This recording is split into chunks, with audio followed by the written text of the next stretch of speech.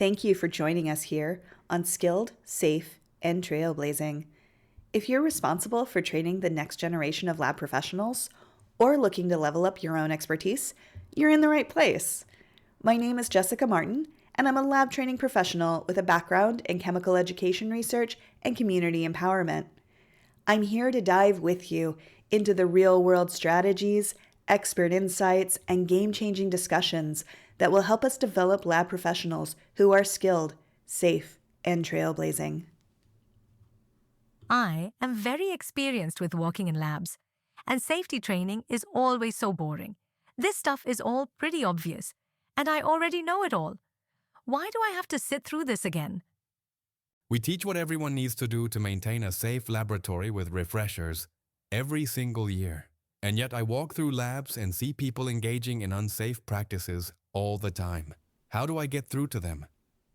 Sound familiar? It is pretty common to find safety professionals who are frustrated that those working in labs aren't putting into practice what has been preached to them. And yet, haven't we all also been in that refresher training that makes us wonder why we have to go through this again?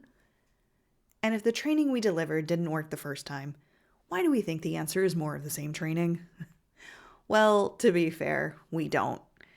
Training is often heavily influenced by regulatory requirements and time constraints.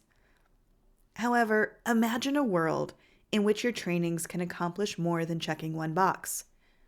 What if you could accomplish 2 or more goals with that same time spent? In this episode, I am inviting you all to consider that refresher training that you are doing with your on-site experts. After the initial training, it really isn't about teaching introductory information anymore. It is about putting it into practice and seeing where your gaps are, digging around to find where confusion persists. And with that sort of approach, everyone has something to learn from one another. Today, I am joined by Leah, a safety officer, lab coordinator, and lab instructor at a primarily undergraduate institution with roughly 2,500 students. She is here to share her experience of incorporating a new approach to refresher training with subject matter experts. In this case, her teaching faculty members. Before we dive into your experience, tell us a bit about your background and what brought you to your current role. Right, thank you. Well, my undergraduate degree is in chemistry from Georgia Tech, and I have a master's degree in industrial hygiene from Texas A&M, and I'm currently working on a second master's degree in biology from Clemson. My industrial experience includes an aerospace manufacturer, environmental labs, a refinery, and a large chemical plant. Once my children were born, I became a stay at home mom and was out of the field for about 20 years. About 6 years ago, I began teaching at a community college as an adjunct, which led to my current role as a safety officer, lab coordinator, and lab instructor at a primarily undergraduate institution, and I've been there for the last 4 years. So, in this current role, what types of populations do you develop safety training for? So I do in-person group training for our freshman level biology labs. I also handle the training PowerPoints, and we have a couple of videos that the individual instructors can give for the upper level biology labs. I also do an annual in-person refresher training for our teaching faculty. And this year we had 11 faculty who attended it.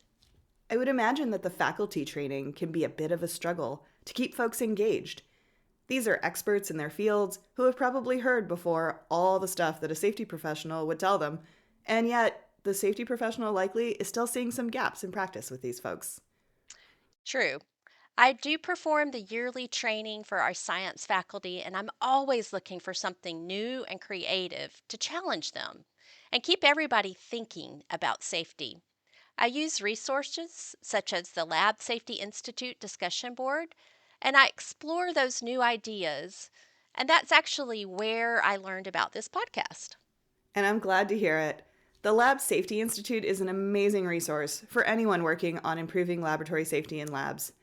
And while they do plenty of work at the college level, they also focus a lot of efforts at the high school level and often under-resourced space. If you are interested in learning more about the Lab Safety Institute, check out the link in the show notes. So you started listening to the podcast, and then what happened? Well, the podcast on experiential training, it really struck a chord with me.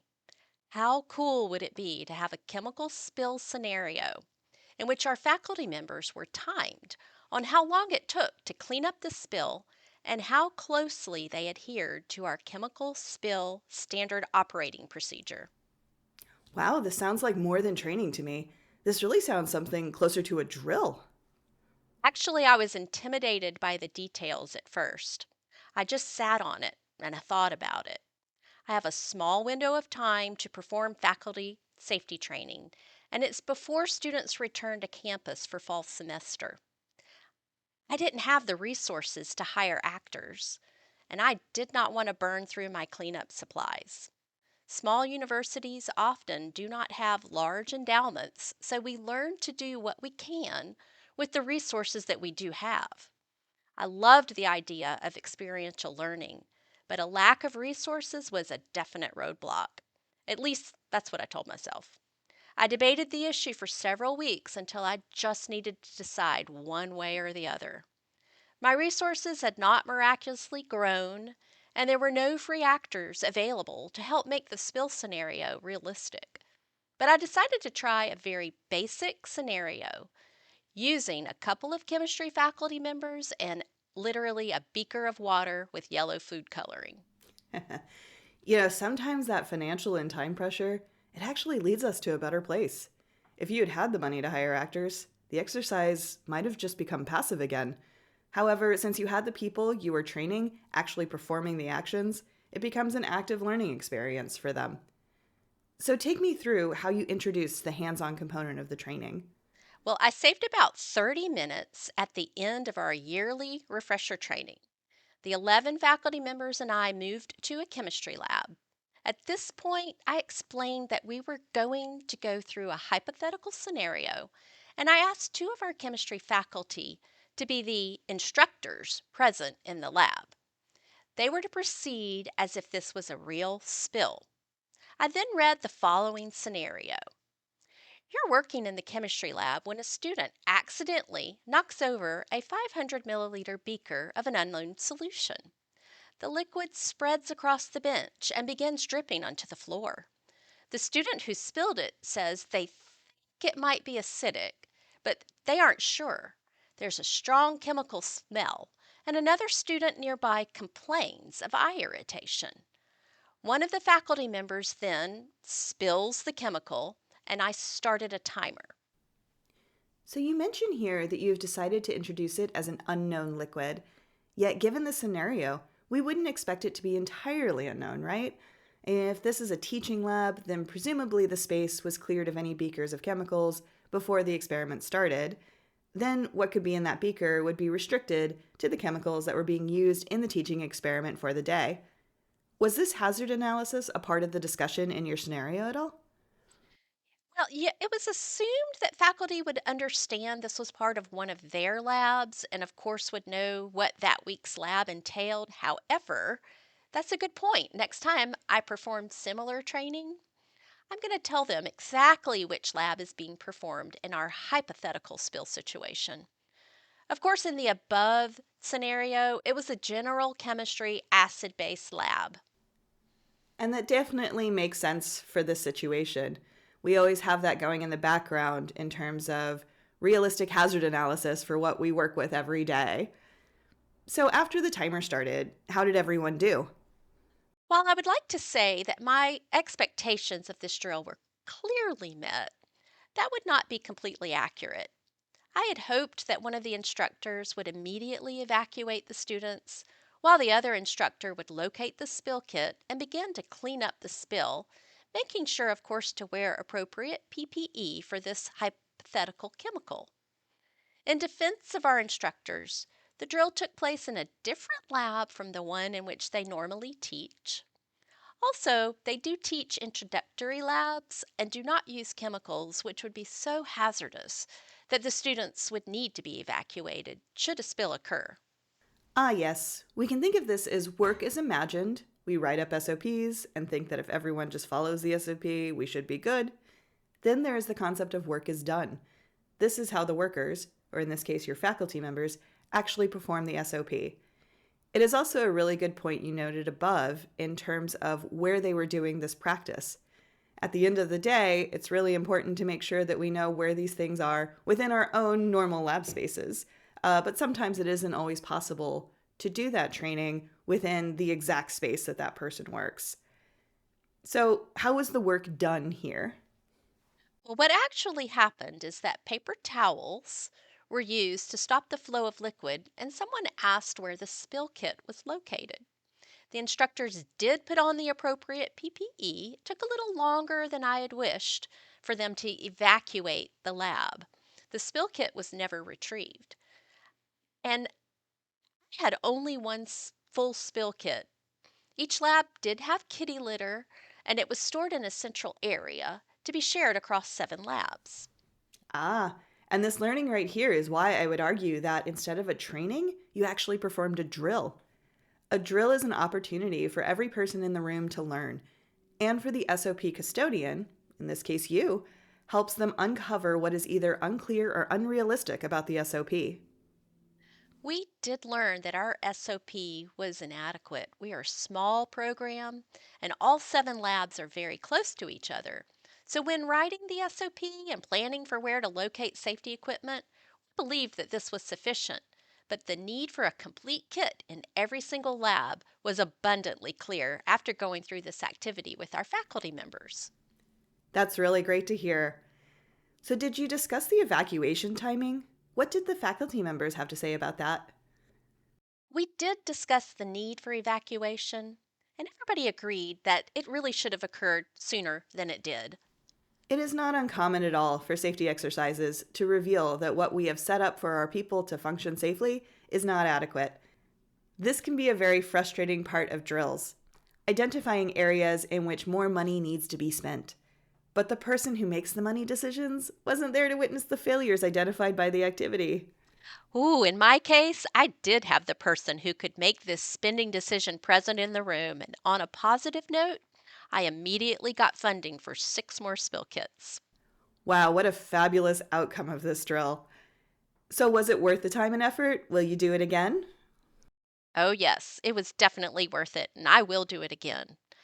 Here, I'd say, are my big takeaways from this very simple attempt at hands on training. Number one, it doesn't have to be super detailed or scripted.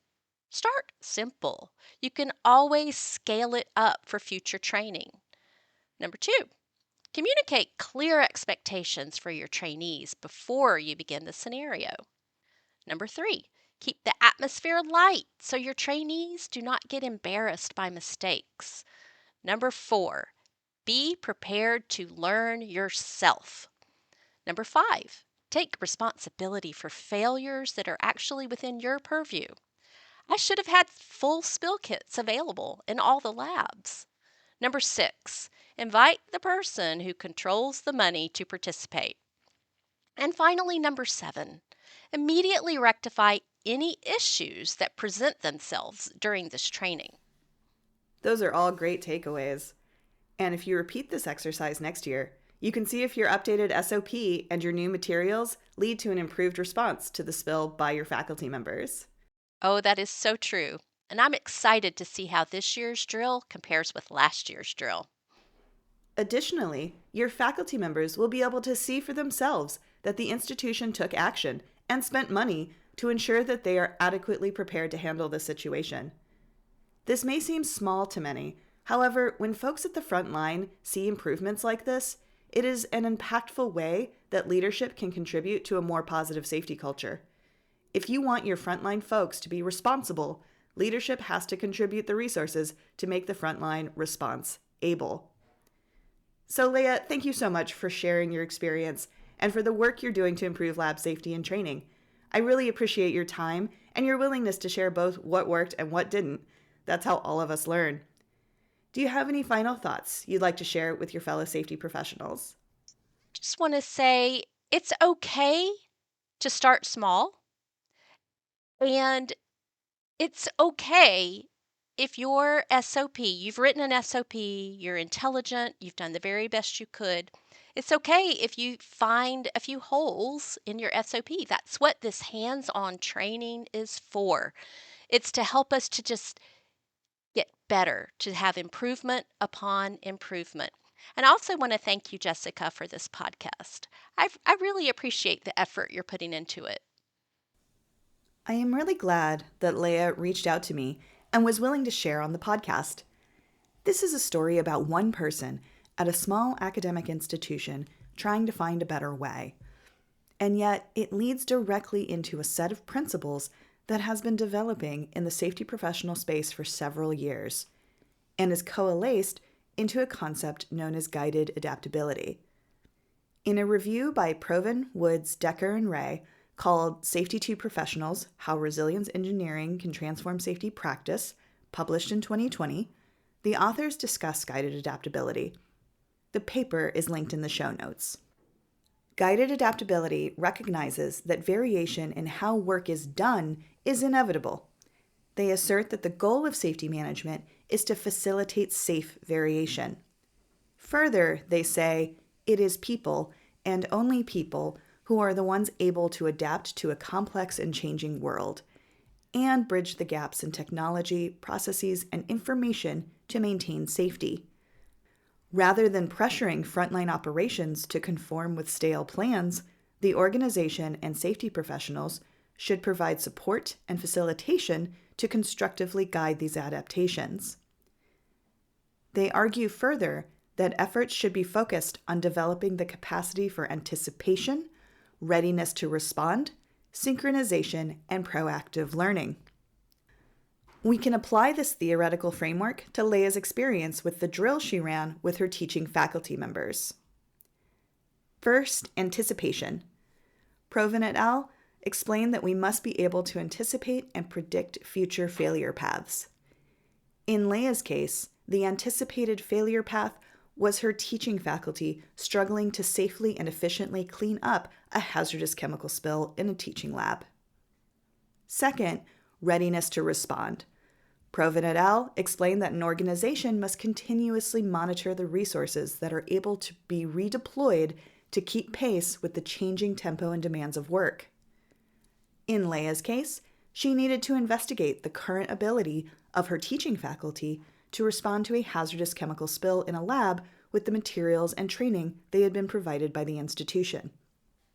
Third, synchronization.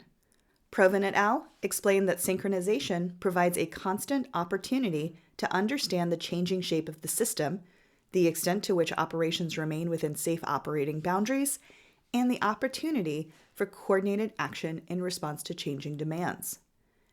In Leah's case, who was present for this drill? The frontline, the safety professional, and the person who could decide to spend money. This allowed for synchronization. Fourth, proactive learning. Proven et al. Explained that work as imagined is exactly that. It is not a correct representation of what happens in practice.